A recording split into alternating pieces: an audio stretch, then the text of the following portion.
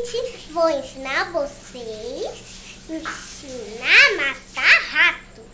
Vocês é só pegar tudo no mercado e espalhar por toda parte. E já vai pra cama com cuidadinho para não ir pisar do pega tudo. Tá, gente? Que vem já com uma cola e é 2. Boa tarde. Tchau. Beijos. E eu sou Camila. Boa tarde. Tchau. Achava quando pegava pássaro. Aí todo mundo almoçava pássaro. Então o pássaro não deixou você pegar. Pássaro gaiato. Na próxima vez que eu vou pra lá, eu vou já armar uma armadilha. Ele vai ver. Eu vou pegar uma ratoeira.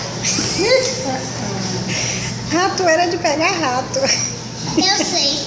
Então pega tudo. Até aranha, rato. Pegar tudo não é pior. Ai, Jesus. Conta ela do peixe. Quê? Conta ela do peixe.